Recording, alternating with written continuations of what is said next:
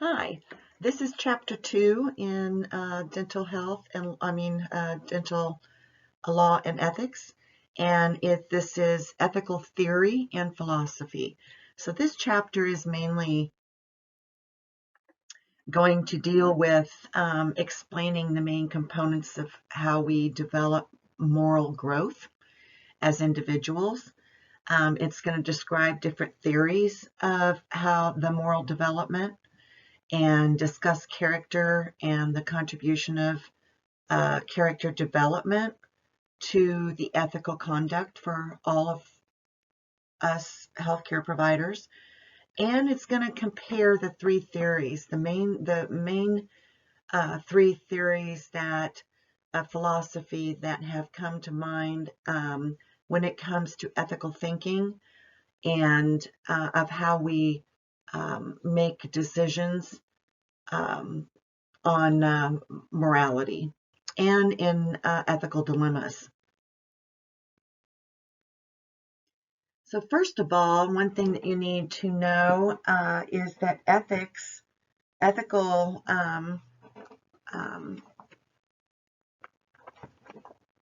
being ethical is a behavior. Okay, so a behavior is taught and learned, and this is trying to drive to the point that people are not born being moral. You're not born being ethical. Okay, it is something that you learn from your environment, your immediate family, of course, when you are, or caregivers when you are a baby, and then it broadens to when you are get to a point in your childhood where you start looking to your friends as the moral compass, like in middle school and high school, and you learn from that. And then as you grow and become more of an adult, that you're learning on a different level as well. In fact, we're always learning, okay? It's not something that you just learn and then stop learning. So it's not, there are questions I've seen in the review books are about whether it can be learned or if you're just born being good, okay? So how do we become moral, okay?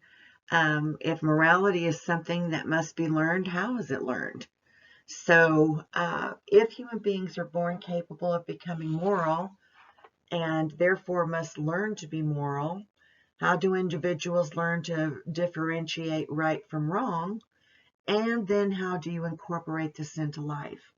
What makes this chapter interesting is that most of us don't have developed a good portion of our morality already, and the way we feel and think about things, and we don't stop to think about the correlation between how we learned this behavior and how we then can decide what is right and wrong and what is ethical and non-ethical.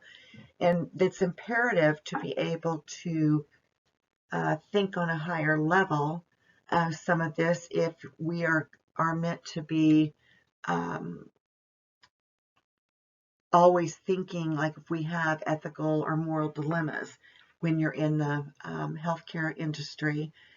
And it bears to mind that it's just more important to have an idea of where it came from and do just a little background on the different philosophies and kind of give that a thought. So amorals, of course, A before any word, I've said a million times, means no or without. So someone who is amoral is someone without morals or no morals. So our moral development, the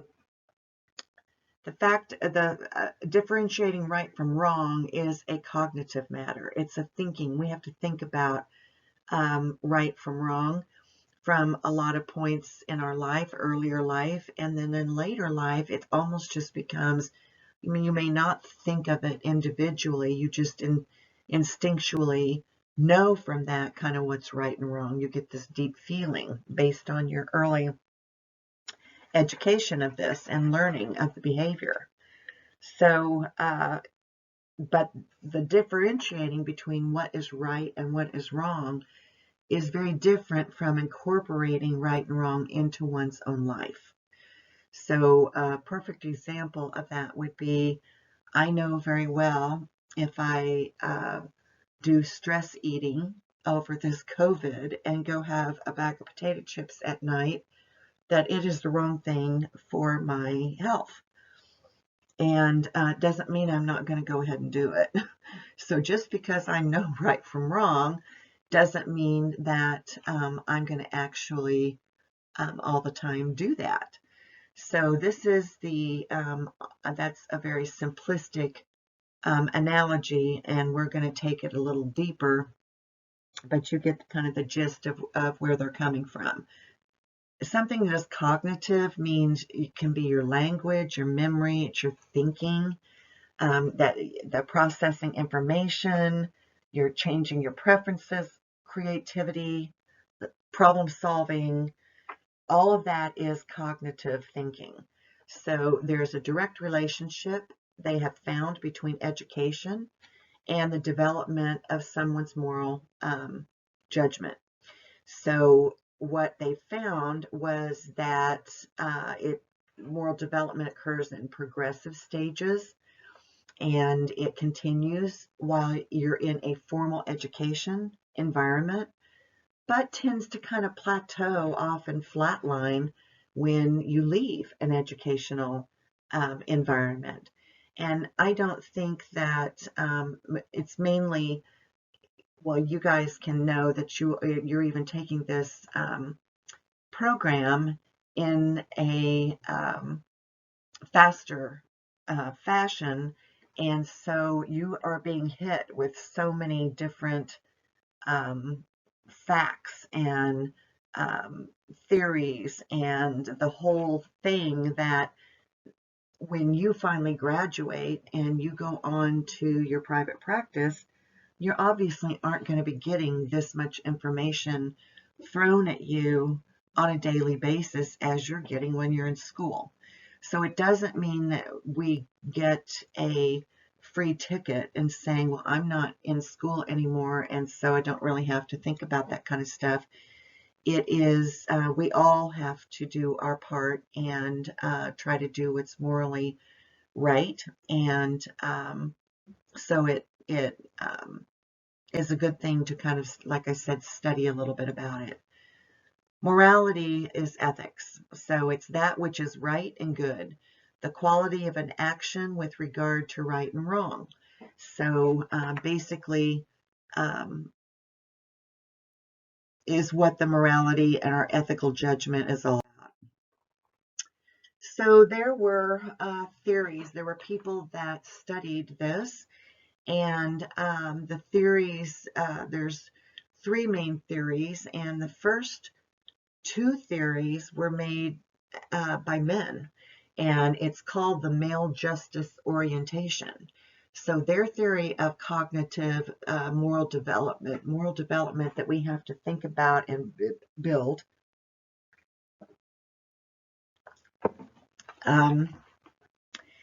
is sequential. It's dependent on our thinking, our development, and how we think.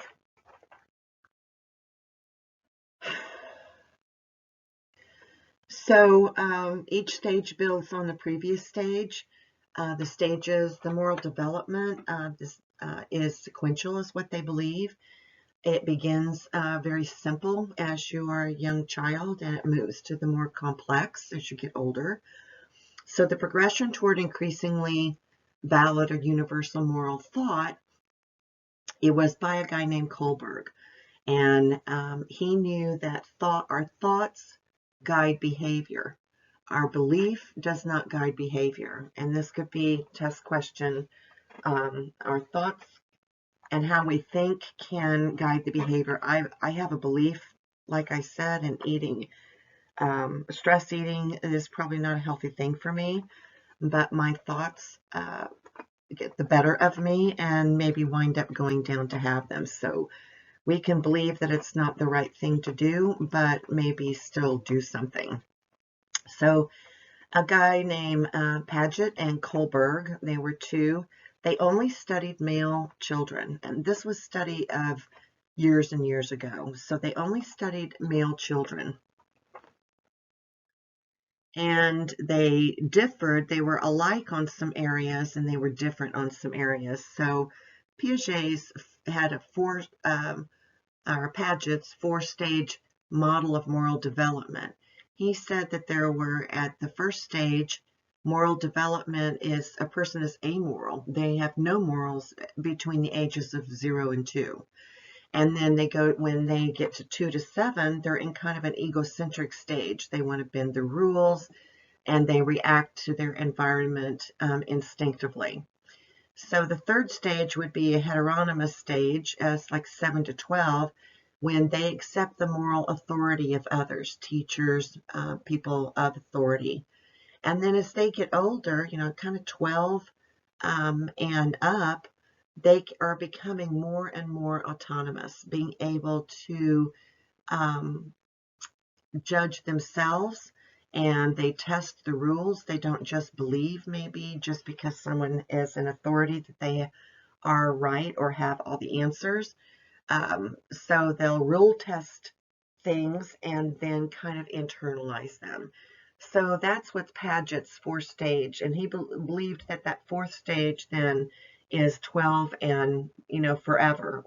We're always learning and testing our belief in things. So this was his basic model. He believed in stages. So Kohlberg believed that there was a 3-level, and he believed in level and stages. He said in level 1 that it's a pre-conventional stage in which externally established rules determined right and wrong. So that would be a child. The stage would be punishment and obedience, instrumental relativist orientation. And what this means is that it's basically when you're young and you are learning what is right and wrong, maybe from your parents. You get slapped on the hand or a little pop on the diaper or something if you start to run out in front of a car or something like that. So you are learning, and it's being done from parents and people of authority externally. And that is how you are learning at first to determine right and wrong. Then the next level would be conventional reasoning. It would be stages 3 and 4, in which your expectations of your family and different groups, your friends, your church, your school, are maintained, and loyalty and conformity are considered very important. During these stages, people don't really, or kids don't really want to stand out. They all want to blend in. And so they kind of conform to the rules of everything. And then he believes that level 3 is post-conventional or principles, and would be a stage 5 and 6. And that's when the person just autonomously examines and defines moral values with decisions of their own, which will dictate the right action. So basically, they were a lot alike, just kind of put them in different categories. Both believed that there were sequential stages, one after the other, progressing from simple to more complex as someone gets older. It's just that Paget believed in stages, and Kohlberg had levels and stages. So then you have this gal, Gilligan was her last name, and Gilligan came along and disputed this and said, you've only studied men, and they're in people's moral development, there is a female ethic of care, that is in there. And it's mostly like for how little girls develop moral character. And she agreed that there were, levels and stages, and she agreed in that there was a male ethic of care, but she said you are leaving out the female ethic of care, and it's an important part of people's development. Things that you get from your mothers, things that you get from your grandmothers, your aunts, female relationships. So, because that's basically what she says, that morality for females is different from the male development. It has some crossover, but mainly the difference is the part of the theory that females have a care. They have a caring mode and believe very much in relationships. And even way back in the cave days, evolutionary survival for females was dependent on responsibility of caring and relationships. The men were out hunting, for the meat, and the women quickly saw that were there with the children were the gatherers, and they quickly saw that you needed a village in order to make everything work, and how important it was for the women as a whole to develop caring and relationships between each other, which would help make everyone's life better and work better. So it's based on non-cognitive growth. It's not something that they had to really see. It's just was kind of instinctual. And so Gilligan believed and based her theories on both male and female models of how people develop moral development theories. So this is her model. She had 3 levels. She said the first level, and they're all care orientation or relationship orientation. First of all, the orientation to individual survival and being moral is surviving by being submissive to society. And that's how the women were always, very submissive to society until like the revolution in the 60s. So level 2 was that goodness was thought of as self-sacrifice, and in which being moral is first not hurting others with no thought about yourself. Okay, so you're going to take the background, kind of be seen and not heard, and you don't want to hurt others. The third level is morality of nonviolence. Women tend to be more nonviolent. And we're not speaking of every woman and every man in this, but they took men and women as a whole. So most women avoid hurt, and avoiding the hurt becomes the moral guide governing all their moral reasoning. So, and there's some truth to this. So this would be a great example of her explanation of the female ethic of care.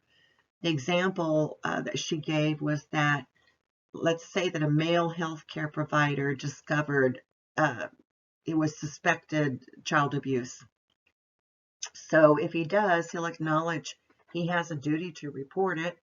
So he reports the suspicious case and then moves on. That he's done his duty and he moves on. Where a female healthcare provider's duty to report comes from the relationships surrounding the child and the need to protect the interests of the child. This is based on the way girls are raised to be caring.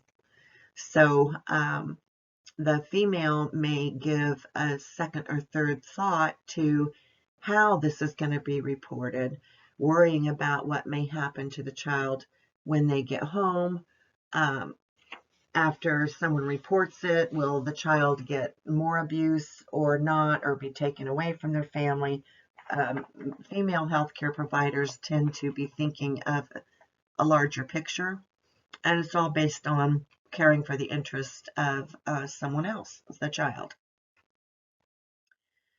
So these are, this would be the cognitive theory. There's the cognitive theory of development. So, which says we operate on our experiences, not just our beliefs, to make sense of them. And as that happens, we then change the basic structure by which we construct meaning and understanding of something. So this is probably going to be a test question too, that we don't just operate on our beliefs, we operate on our experiences. We believe, take an abused woman, we believe, she has a belief that she is not, should not be abused, but her experience is, she believes her experience is more than her original belief that that shouldn't happen, because she's getting maybe abused and hit on a regular basis. So she is going to operate off of her experiences more than just her beliefs in something. So in order to make sense of them. So studies link moral perception and moral judgment with actual real life behavior. And there was an author, his last name was Resp, who stated that people who develop moral judgment are those who love to learn, who seek a lot of challenges, are reflective, set goals, take risks, and profit from stimulating and challenging environments. In other words, being a student and a lifelong learner would put someone in that category. And so there's a saying down here at the bottom that says, nurture your mind with great thoughts, for you will never go any higher than you think. So then they talked about character. Character are qualities that a person has that are consistently practiced, their habits. And this is going to be test questions also. So someone's character, if you sit and say someone has a really good character, it's like, what does that actually mean? They're a good person. You think of them as being a good person, has integrity, makes good decisions. But it's not just that they do that once.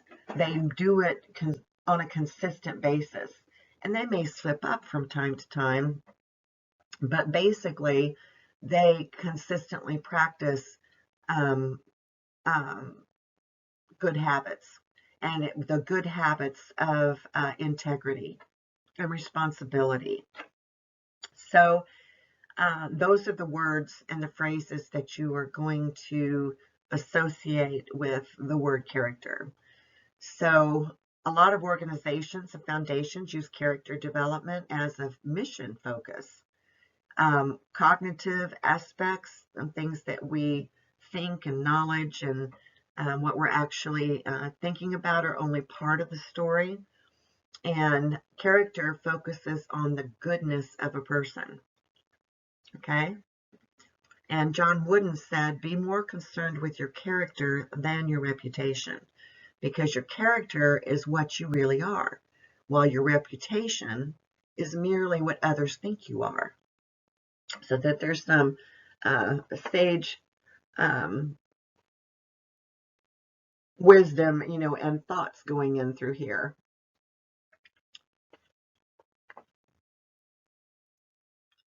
These are the theories, the three theories of ethics that we're going to talk about. These are the main three theories that help to develop. If you know something about these, it also enhances your ability to, with ethical dilemmas and moral thinking and reasoning. We have consequentialism. It also goes by the word teleology. Sometimes they spell it teleology or teleology. It's all the same thing and they go together. Deontology is not another word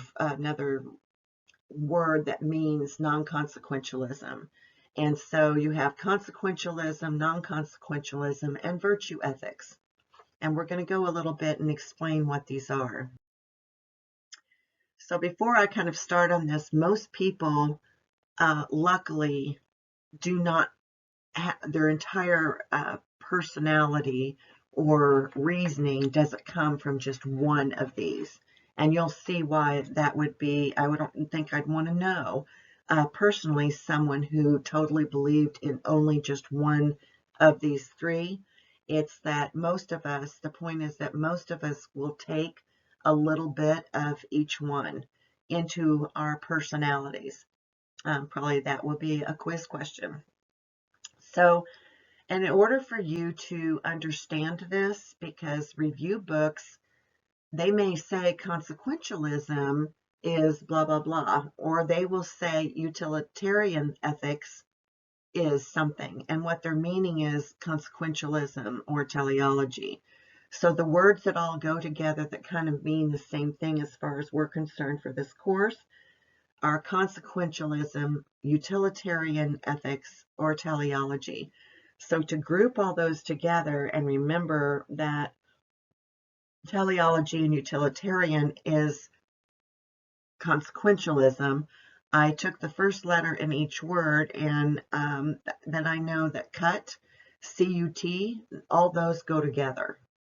Okay, so that's just a really good way to remember for tests. So what is it? Consequentialistic ethics, it's an action, believes that an action or a rule is right insofar as it produces or leads to the maximization of good consequences and minimization of harmful consequences.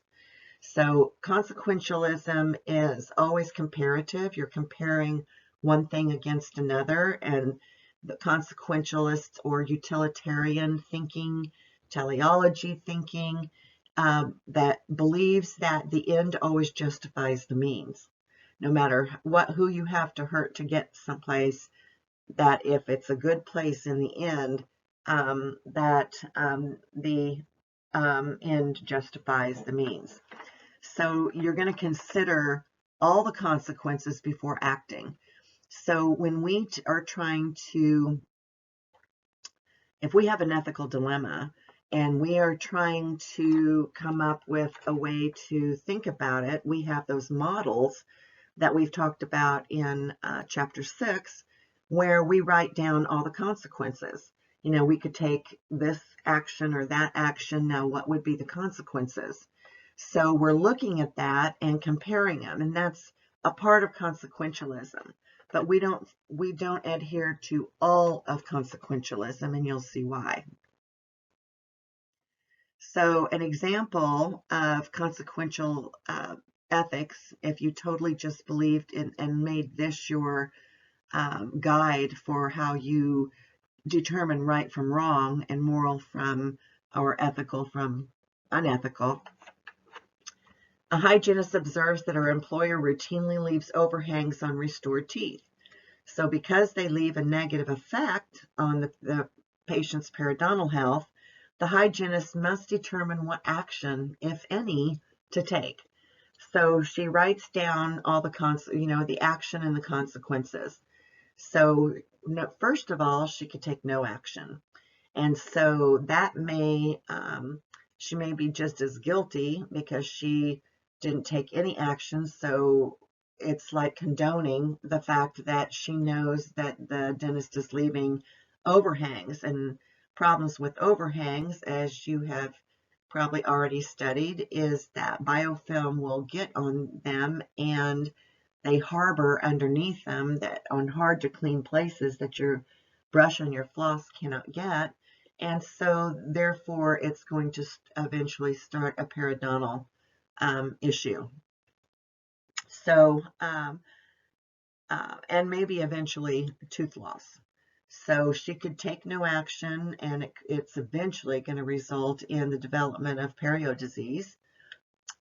She could remove the overhangs herself with a instrument that they make to do that easily, or even with a ultrasonic, but and result in enhanced oral health. But it could be possible legal issues because in some states they do not allow a hygienist, even if you know how and were taught from a different state or school, it is not legal in that particular state for a hygienist to remove overhangs. So first of all, she could remove them and then hope that, she'd remove them at first while the patient's there, not want to wait another 6 months, and then go find out and brush up on whether they're legal in your state or not. So she's putting herself in a precarious position. So 3, she could discuss it with her employer. And so the different consequences that could come from that would be, it may result in more careful restorations by the dentist. He may be going, oh, I didn't know that. The dentist could tell the RDH to mind her own business or his own business, or terminate the hygienist, or he could just do better work. So there's a lot of different things that could happen. Consequential reasoning requires that the hygienist do what is good, even when it might not be in her own or his own best interest. So it's not easy being ethical. If someone had consequentialistic belief in things, then even if she thought she might get fired, she would need to go say that anyway, okay, to her employer. So utilitarianism, which is a part of consequentialism, it's a version of it, and a guy named Mills is one who brought this up. He said, it kind of sounds like whatever, when you say that our decision is going to be, we're going to decide all the actions and the consequences that might happen on an ethical dilemma, and I need to take the one that maximizes the most good and minimizes the least amount of harm, whether it hurts me or not, or affects my job or myself. So Mills said, it sounds like what you're saying is the majority rules. Whatever the majority is going to be rules. And he's saying that's not how I see consequentialism. If I'm going to be utilitarian, which is a version of consequentialism, I think every person affected should be considered. Okay, so good example of utilitarianism is fluoride in the community water should be available to all. And I would always hook up utilitarianism with fluoride in community water for tests and possible board questions. So he believes that an action should be judged to be moral on its own capacity to provide the greatest good for the largest number of people. But he also believes that every single person that might be affected needs to be considered. Okay, so this is very useful in public health decision making, and it usually applies to social systems. Every person affected should be considered first. Okay, but it also is saying that if you totally just believed in this line of thinking, that I'm going to consider, let's say that someone held up people that were standing getting ready to get on a train, and they would say, if you have to choose one person out of these 25 that we're going to push in front of the train, and I'll let the others live. Okay, so if you only thought this way, you would say, well, my moral compass says that I need to provide the greatest good for the largest number of people, then I need to save those largest number of people. I do know that one person is, might die, but it's for the better good and to minimize the death. And so go ahead and push someone in front of the train. So that's why I wouldn't want to, I wouldn't want to be friends with someone who only had this one method of determining what's right and wrong. Definitely, there are parts of consequentialism that are good, that we take a part of that in order to be able to decide our own ethical dilemmas, but we don't want to get too carried away with all of their beliefs. So then you have non-consequentialism. Non-consequentialism goes with the words deontology or Kant. Kant is an author. He's a guy, an author, so I put the letters on here to be DINK. So DINK goes together. If you see non-consequentialism, or if they ask a question and say, a deontologist would believe, or I've seen questions that will say Kantian theories after the author Kant. So all of those go with non-consequentialism, which is mostly what we're going to be studying about. So non-consequentialism thinking, if this is how the only way that you were going to decide moral or ethical dilemmas, believes that an action is right when it conforms to a rule of conduct that meets a requirement of some overriding duty. What that all means is that the non-consequentialism doesn't care about the consequences. So that's why they're non-consequentialist. So they're going to say, I'm not going to look at the consequences. I'm going to say, if the rule is that it's wrong, then it's wrong. If the rule is that it's right, and I'm not looking at anything else. And it doesn't really matter who it affects or what happens. We're going to strictly go by the rule. So they believe that the standards exist interdependently of the circumstance and do not depend on the consequences of what's right and wrong. So what that would mean, if you only believed in that, they believe an overriding duty, a rule or a law is always their overriding obligation. A duty is an obligation. Their overriding obligation to decide on if something is right or wrong, or moral or ethical, unethical, is if it conforms to a rule. So this would say you can't kill because the overriding duty is not to kill. Even if killing one person on that train track would save the lives of 25 others. Usually the rules on non-consequentialism, deontology, Kantianism, tells the person what not to do, kind of like the 10 Commandments. Thou shalt not steal, thou shalt not covet thy neighbor's wife, thou shalt not, and go on and on. That's their rules. And that's very much with the non-consequentialism. It doesn't matter the consequences, like the 10 Commandments, whether you believe in them or not. I'm just talking about the actual 10 Commandments.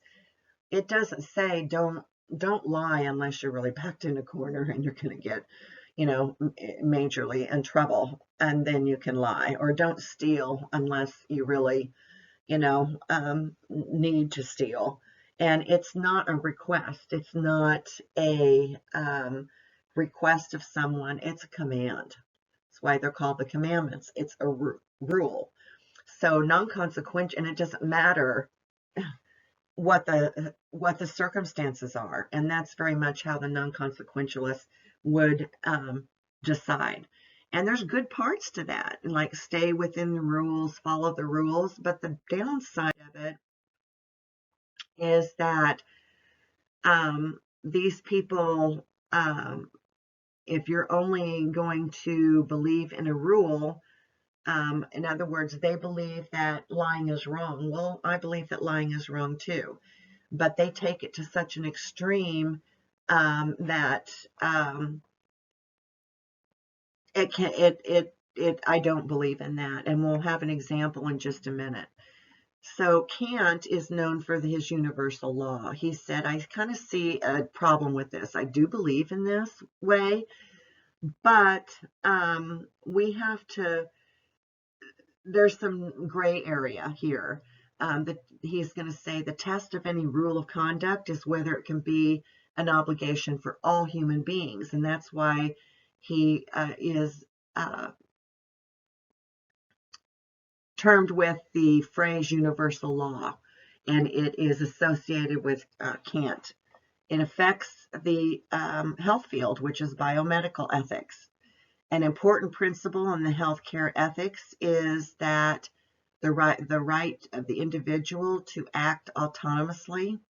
So if an obligation or a rule or the duty is not to lie regardless of consequences, and the belief that the patient is entitled to receive the truth, likewise, who doesn't care about the consequences, that can also have a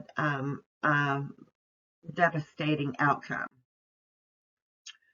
So he believed that a rule or a standard of conduct is binding for all human beings under all circumstances in which the rule or standard applies. But he also believed that there were perfect duties and imperfect duties. Perfect duties or obligations or rules were always binding. You know, don't steal, don't lie, whatever. Imperfect duties were conditionally binding, as in we may decide when and how to help others in need. Okay, so the golden rule, do unto others as you would have done unto you, is a Kantian rule. So he put at least a little gray area in there for us to decide. So here's the examples of the imperative, categorical imperative of Kant's. Perfect duty requires one not to kill, not to steal, not to cheat. An imperfect duty helps another person in need or is compassionate. So if a person steals a loaf of bread because their entire family has had nothing to eat for 2 days, it's wrong that they stole, but you might have more compassion and help pay for the bread or help get him some more bread or something. So it lets a little gray area when you talk about imperfect duties. The perfect duties has no gray area. And a hygiene example is the perfect duty is to keep your patient's confidentiality. I don't think any of us would disagree with that. But a hygienist has a duty to protect a patient's information other than sharing it with other parties like insurance, healthcare providers. If one would be held strictly to this philosophy in healthcare, the public health reporting of communicable diseases would not be permitted. And so it's a sticky wicket once again. So ethics is sometimes not easy. So if you totally only believed that the rule was followed no matter what the consequences would be, then Ebola, we wouldn't be able to, they wouldn't have been able to, the healthcare industry in China would never, they say they told us late, well, they wouldn't have told us at all. Okay, so if you totally believed in somebody's confidentiality on something had to be told to the public health department, and which in fact hygienists have a mandate to do. There's a law, we have an obligation to report things that would affect the lives of society. Okay, so even though we're going against the ethicalness of breaking the patient's confidentiality.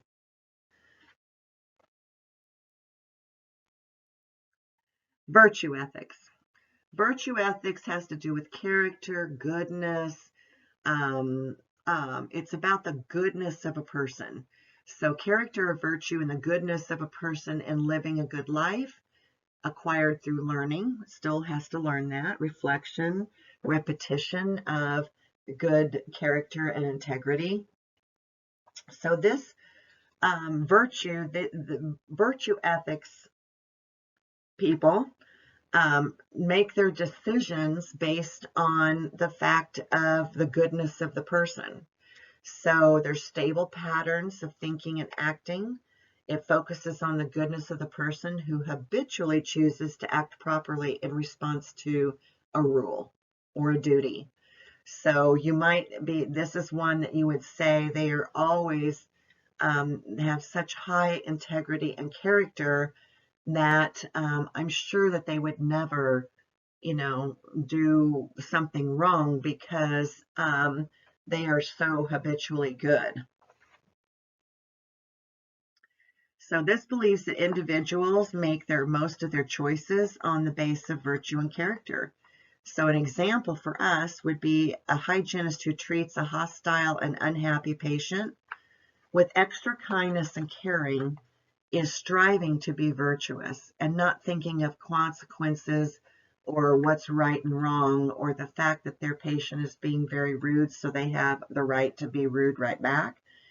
A person who is virtuous and has high character is still going to try to treat that patient with extra kindness and caring, and try to, at least, even if a patient is unhappy, okay, because of who they are.